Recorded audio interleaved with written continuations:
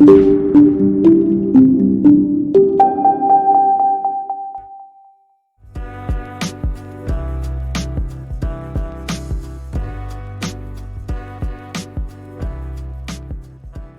I'm Rochelle Steiner. I'm the Chief Curator at the Palm Springs Art Museum.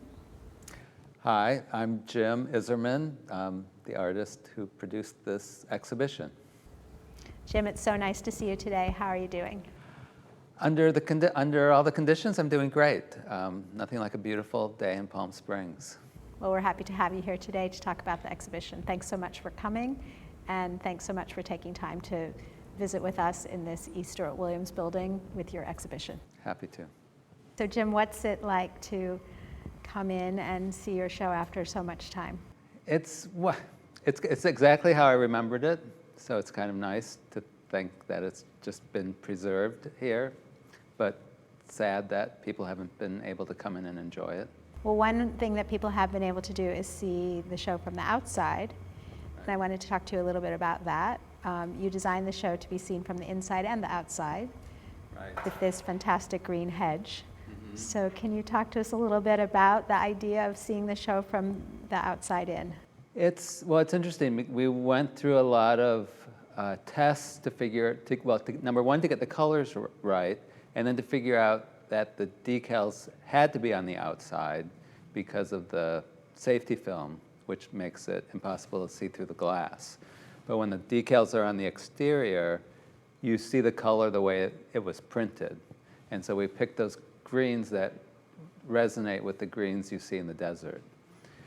And so they look, exactly as how we wanted them to look. They look very different from the inside because the light comes through them and they're illuminated, and they take on a very different color cast. So one of the things I learned from you is that each and every panel is different and distinct, yes, and you design them uniquely. I also learned that you have a favorite panel. It's over here. Yes.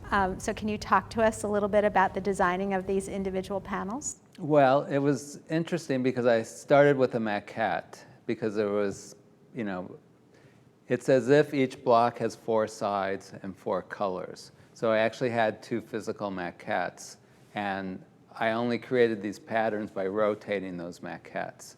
Now, conceivably, you could have changed the order of those colors and come up with more than the 26 unique patterns that are here. But I think I got, within the limitations that I set up for myself, I think I got just about every pattern out of it. And there's one pattern that is, to my mind's eye, the most complicated, and that's my favorite. So, and I still intend to apply that pattern to the 6 panes of glass that are on the exterior, the front of my house. So that's very exciting. Yeah. And will they have the same green tones? Yeah, they'll be exactly the same, but they'll be scaled to an 8-foot tall piece of glass as opposed to 10 feet tall.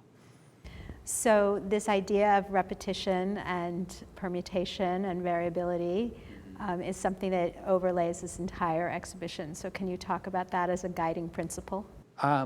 It's interesting. That's something I've been interested in, it's really for as long as I can remember, because I remember looking at patterns as a kid and being able to identify what the repeat was, what was the element that was repeated to create the overall pattern. So that's something I've been interested in, and also in the idea of having a single module that's just the orientation of it or the color of it changes to create a pattern. So I've dealt with creating patterns in lots of different ways, and it's interesting because the work that's not included in this show is a lot of the work I did utilizing different craft techniques. So the latch hook rugs or the stained glass or the actual weaving that I did has different limitations in terms of how you create patterns. With the sculptural pieces, there's a structural limitation. So the form of that individual element had to connect to the same element in a different orientation so that it would stand up.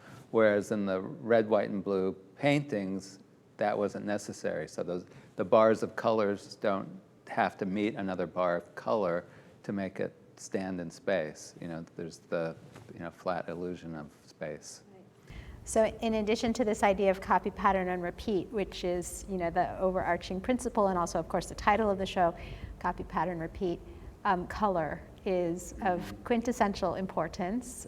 We're sitting in front of an incredible field of color, these flower paintings.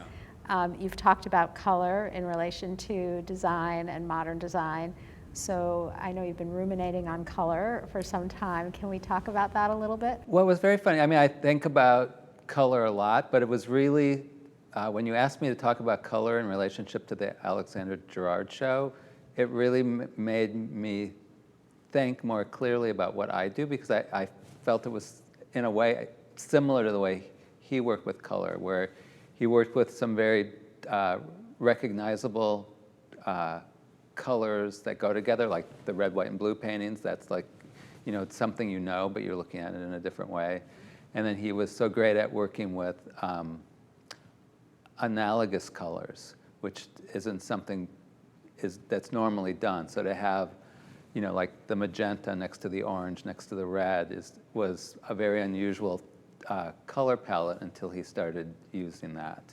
And so I wasn't that familiar with his work when I was doing the flower paintings, but I became much more aware of his work later on.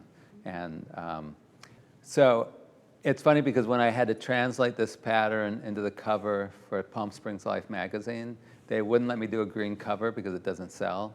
So I just used Alexander Gerard colors and translated into that, you know, purple and what was magenta, orange, red, and turquoise. And it was their only second ever issue to sell out. So congratulations. Yeah. So it worked. So, and the flowers, these are both, you know, colors that you find in nature and colors that you don't find in nature. So yeah, how did you come to that? Flower paintings are very different, because a lot of the color palette was based on the color pattern that I found. I mean, very few of the flower paintings are original ideas. They're all things I copied from things I was finding in thrift stores at the time, whether it was a flower pattern that was on a matchbook cover, or a keychain, or a canister set, or there's one pattern in there that I found on an inflatable clothes hanger. And so not only was the pattern lifted, in a lot of the cases the color was lifted as well. So that's part of where that, you know, the copy, pattern, repeat works as both a noun and a verb in terms of my activity. Yeah, yeah.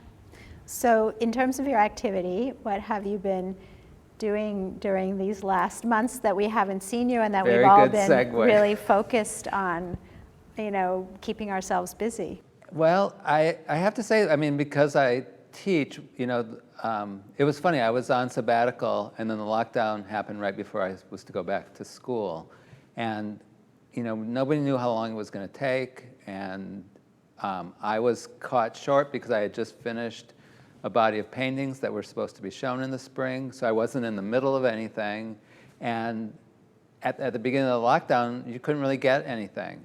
So I rarely go back and repeat anything that I've done before. But I was thinking back about different projects I've done that I found to be relaxing and meditative. And the project that I had the most fondest remembrance of was working on these hand-pieced patchwork pieces. So I decided I was going to make this hand-sewn patchwork.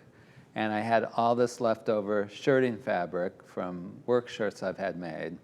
And so I started to construct this thing. I probably started in April, and I'm going to finish it in 2 weeks. So it's been a 7-month project, and I thought, oh, but I'm sure by the time I finish this will all be said and done, and we'll be back to normal.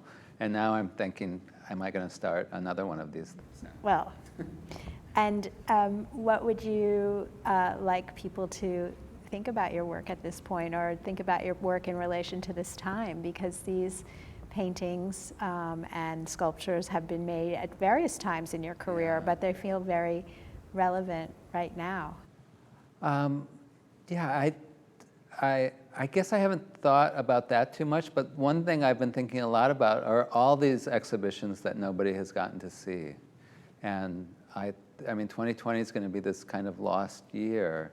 And I think somebody should document them somehow and collect them all in some kind of book or something, so that this kind of ghost year isn't just in a few people's memories.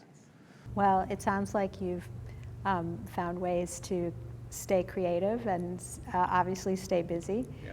And I guess I just wanted to ask you about your students. So the students obviously also have challenges, and I know you're very dedicated to teaching. It's amazing.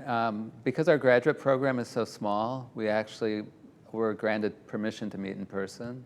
So I've been meeting once a week with the grad students running their peer critique class this quarter.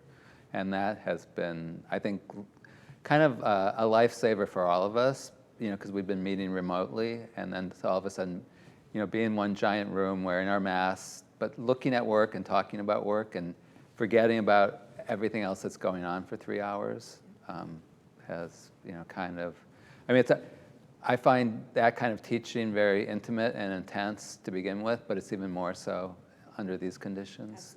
Absolutely. And we have a really great cohort right now that is super generous with each other, and really, because it's a small program, it's kind of intense anyway, but even more so under these conditions. Yeah, well, it is lucky when you have the opportunity to see art in person. We have become so accustomed to looking at it on the screen, and this has become almost normalized, that to be able to come in here, and I know I'm fortunate to be able to come into this building and to work in the vault, and while I'm in the vault, to be able to come upstairs and look at your show and look at your work and to see it in person. And it is illuminating, but it is also reassuring that art still does exist and that we can look at it in real life. Yeah. That's such a rare opportunity right now. Yes. So, Yes. yeah. Yes. Well, thank you so much for talking with me about the show. You're welcome. Yeah.